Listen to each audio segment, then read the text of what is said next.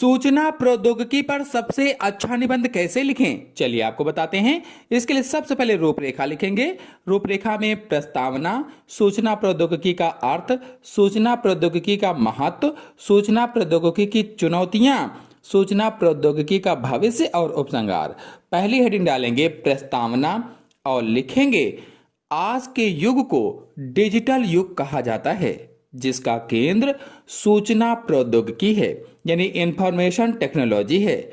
सूचना प्रौद्योगिकी का मतलब है कंप्यूटर, इंटरनेट और सॉफ्टवेयर का इस्तेमाल करके जानकारी को बनाना, इकट्ठा करना, संभालना और एक जगह से दूसरी जगह भेजना। इसने हमारे काम करने, पढ़ने, बातचीत करने और जीने के तरीके को पूरी तरह से बदल दिया है। फिर अगली हेडिंग डालेंगे, सूचना प्रौद्योगिकी का अर्थ जानकारी को संभालने, सहेजने, भेजने और इस्तेमाल करने के लिए कंप्यूटर और इंटरनेट जैसी तकनीकों का उपयोग करना सूचना प्रौद्योगिकी कहलाती है। अथवा सूचना प्रौद्योगिकी का मतलब है जानकारी को बनाने, स्टोर करने, भेजने और मैनेज करने के लिए टेक्नोलॉजी का इस्तेमाल करना, यानी कंप्यूटर और सॉफ्टवेयर जैसे टेक्नोलॉजी का इस्तेमाल करना।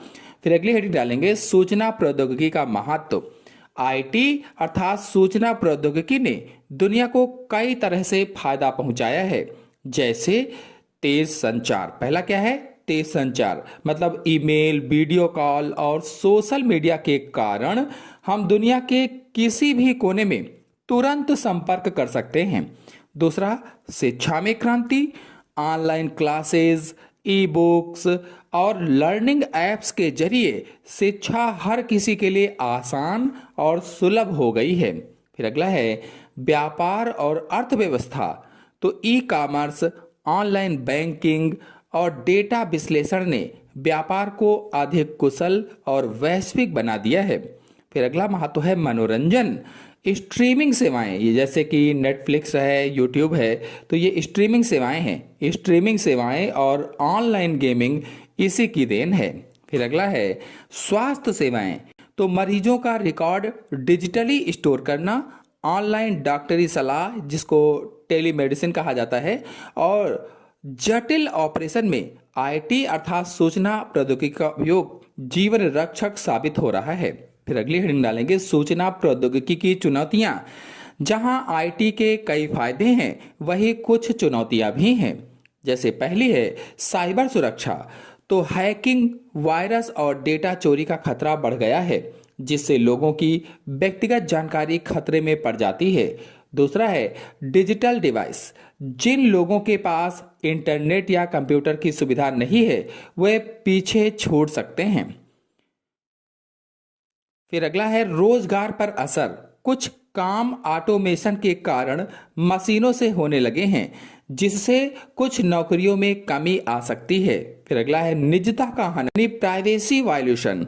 तो सोशल मीडिया और ऑनलाइन प्लेटफॉर्म पर हमारी गतिविधियों की निगरानी से निजता का खतरा बढ़ रहा है। फिर अगली हेडिंग डालेंगे, सूचना प्रौद्योगिकी का भविष्य। सूचना प्रौद्योगिकी का भविष्य बहुत उज्जवल है।